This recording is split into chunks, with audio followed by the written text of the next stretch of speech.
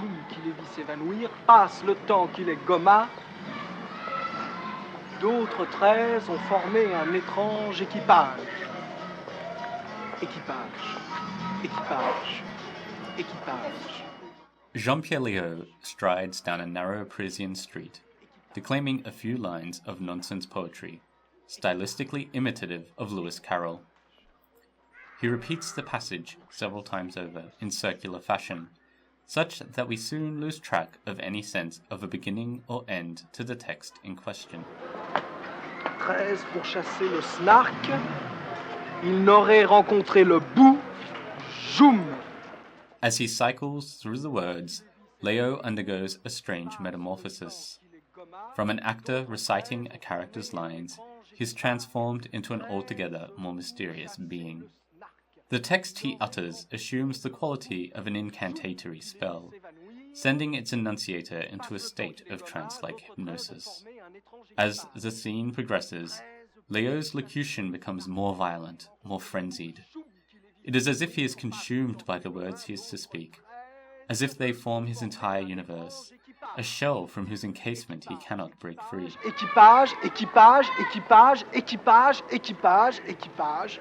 Léaud is seemingly oblivious to the world around him, but in this scene, the outside world possesses a degree of plenitude rare in the cinema. Numerous bystanders gawk languidly at the actor, while others hurry out of the way. Roadside stalls sell fruit. Posters advertise cola or call for the withdrawal of American soldiers from Vietnam. Tinny music and the cries of children spill out onto the soundtrack. Équipage, équipage, équipage, équipage, équipage.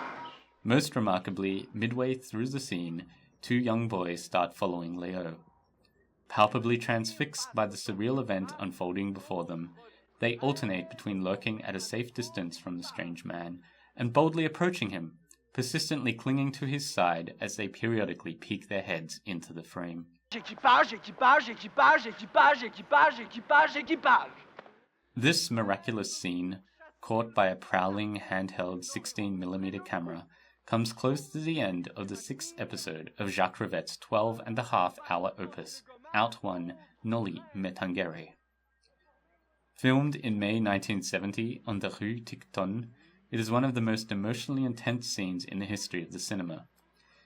Its haunting, perturbing quality can no doubt be ascribed to Rivette's direct shooting style, which effaces the boundaries between the fictive and the real, the planned and the improvised, the controlled and the unpredictable. But credit, too, must go to Léaud's inimitable performance, which resides in an interim zone between acting and sheer unmediated delirium. Léaud plays Colin Maillard, a young Parisian who ekes out a living by panhandling in cafes under the pretense that he is a deaf mute. Colin is attempting to uncover the existence of a shadowy conspiracy known as the 13. Within the narrative universe of Out One, the text Colin recites is of major importance. He comes across the passage in an enigmatic letter, dropped down a stairwell by an individual who is never seen. Its message, printed on light blue paper, resembles a form of concrete poetry. The fact that allusions to the Snark, the Boojum, and the 13 occur only on every second line of the message leads Colin to the conclusion that this missive actually contains two texts, interspersed with each other in interlocking lines so as to form the following extracts. Seeking to uncover the mystery of the 13, Colin turns to the use of acrostics to guide him. To find Warrock, a character who will be the closest he comes to penetrating the conspiracy, Colin reads the final letter of each of the lines of the Snark passage backwards, and then substitutes the English word crew for the French term équipage. This revelation comes to Colin immediately after the scene in the Rue Tiquetonne, and in episodes 7 and 8 he pays visits to the cagey Warrock. At Warrock's suggestion that the messages were merely a joke, Colin initially responds, tout l'univers magique et mystérieux dans lequel j'avance se ternirait en un seul instant. Et cela est impossible. Later, however, with Out One drawing to a close, Kalar decides to quash his suspicions as to the real existence of the 13, declaring to Warok that que cette histoire des 13 était un pur fantasme d'adolescent. Une supercherie. Et je dirais même un fantasme idéologiquement faux.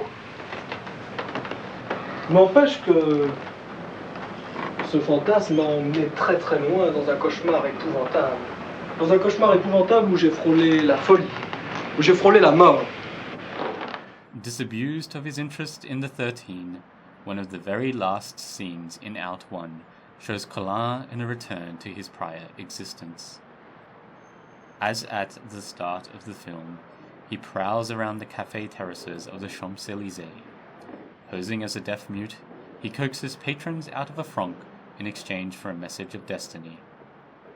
The return to normality, however, is anything but reassuring.